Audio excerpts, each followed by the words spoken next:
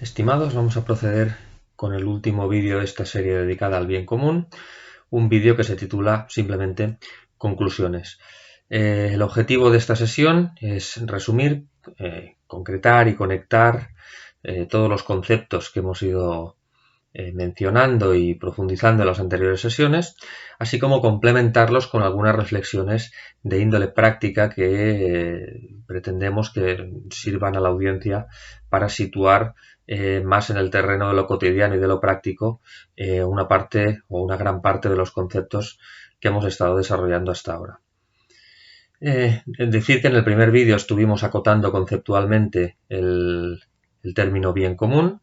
lo que corresponde al bien común de acuerdo con la filosofía clásica y de acuerdo con la ley natural. Estuvimos descartando y refutando algunas tesis que bajo la apariencia de ortodoxia esconden desviaciones muy concretas del concepto del bien común, como puede ser comunitarismo, conservadurismo y en general todas aquellas formas de espiritualismo político que pretenden reducir el ámbito del bien a lo meramente privado o a lo meramente comunitario. La segunda sesión la destinamos a probar cómo el pensamiento filosófico y el pensamiento político moderno rechazan la idea clásica de bien común. Vimos cómo las sociedades modernas se fundan en los derechos subjetivos en ausencia de deberes previos, se asientan en la autoafirmación del yo, del sujeto o a lo sumo de una serie de lobbies reivindicativos de unas determinadas pretensiones y se observa también como consecuencia de todo lo anterior que hay una absoluta inversión de los fines y de los medios a emplear por la autoridad política en aras a la consecución de los objetivos de la sociedad moderna. Es decir, esto se explica de la siguiente manera. Del mismo modo que la autoridad política hace la vista gorda y omite absolutamente cuestiones que son esenciales para la consecución y la defensa del bien común, es decir, de la misma manera que a la autoridad política, al poder político, al Estado actual, le es absolutamente indiferente que circule el error, que circule la herejía, que circule la blasfemia. Es más, no es que le sea indiferente, es que además lo promueve, porque evidentemente cuanta más confusión, pues más posibilidades de perpetuar su poder ante una sociedad confundida, dividida y absolutamente desorientada. Y por otro lado, en cuestiones que deberían ser ajenas a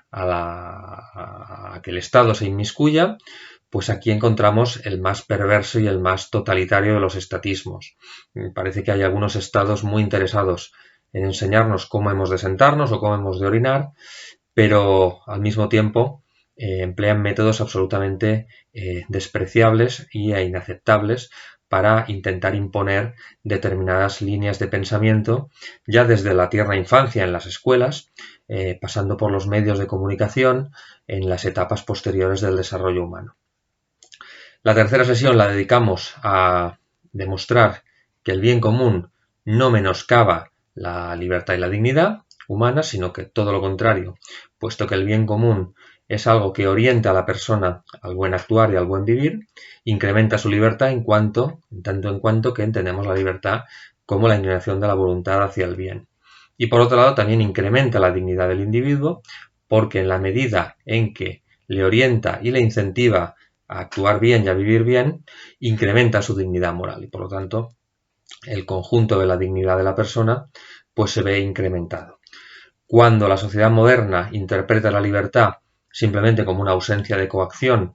o como un simple ejercicio de la autodeterminación sin más límite en todo caso que la libertad de los demás o que un eufemístico orden público, entonces no se entiende que el bien común no limite la libertad. Cuando se entiende la dignidad humana como simplemente el hecho de la existencia humana, pues evidentemente no se entiende que el bien común pueda limitar o pueda no limitar la dignidad humana en determinadas cuestiones, por ejemplo, la defensa de la patria, la pena de muerte, la limitación de la propiedad privada, etc. Y en la cuarta sesión dimos el salto al ámbito de la teología. Demostramos que el bien común, puesto que responde al concepto de vida buena, el concepto de vida buena no es más que la concreción natural de la vida de la gracia. Es decir, la gracia perfecciona esa vida buena, esa vida conforme a la naturaleza, y por lo tanto la vida conforme a la naturaleza es agradable a Dios, de manera que la teología no puede ser ajena a los fundamentos sobre los que se asienta el orden político. Eso sí, teniendo muy claro que la realidad política, como toda realidad humana, como la realidad económica, como cualquier tipo de realidad social, está viciada por el pecado original, viciada por la naturaleza caída y requiere ser redimida, lo cual es una razón aún más para mostrar la importancia que tiene la teología en el ámbito de lo social. Pues bien, dicho esto, creo que habría que concluir con una reflexión que sirve a modo de resumen y sirve también de algún modo de arenga a todos los que estamos interesados en estos temas. Es urgente rehabilitar la idea de bien común, es urgente rehabilitar la idea de la finalidad y los fines naturales de la comunidad política, y esa urgencia va de la mano de la urgencia de la rehabilitación de una recta concepción de la autoridad política. Con una autoridad política en sus derivas estatista o anarquista no es posible entender el bien común, porque no es posible entender cuál es el papel de la autoridad política y en última instancia no es posible comprender cuál es la finalidad de la comunidad política. Y en ese sentido, de algún modo, todos estamos llamados a ello, todos estamos llamados a una vocación política en nuestro ámbito de actuación y conforme a nuestras posibilidades. ¿Por qué? Porque al final la política es la vida de la res pública, es de la vida de la cosa pública, es la vida de las personas que pertenecemos a la comunidad política. Entiendo y es comprensible que cuando se habla de política haya personas que automáticamente les genere un rechazo propio de la comprensión de lo que hoy se ha convertido la política, que es una caricatura, es una deformidad grotesca y grosera de lo que es la política en su sentido clásico y en su sentido natural. Eso lleva a muchos también a pensar que la política es naturalmente corrupta y que por tanto es un tema que para aquellas personas que deseen mantenerse su alma y su conciencia puras y castas, pues deben eludir al máximo posible. Y aquí hay que tener en cuenta dos consideraciones. Evidentemente, esta idea que está muy difundida, pues evidentemente no es correcta, aunque pueda ser comprensible cuando uno analiza la política con los ojos exclusivamente de lo que hoy se entiende o lo que hoy se ve en los medios de comunicación y en la realidad social que se entiende vulgarmente como política. Y por otro lado, hay que tener en cuenta también que la política tiene un espectro mucho más amplio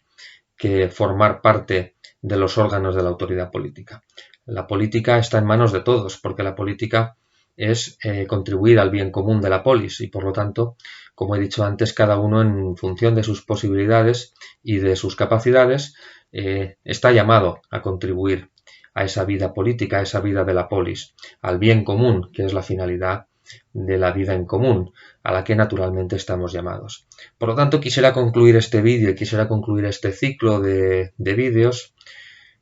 con una exhortación a todas las personas de buena voluntad y en especial a los católicos que luchamos por el reinado social de Jesucristo, para que nos hagamos presentes en la vida pública, que es la política, la vida pública es la política. Y allí, pues, en ese foro podamos defender nuestras ideas y defender no en una simple clave de igualdad, sino razonar el porqué de nuestra concepción natural y teológica de la política y por qué esa concepción natural y teológica es la que mejor puede ayudar al desarrollo y a la perfección de las sociedades. Muchas gracias.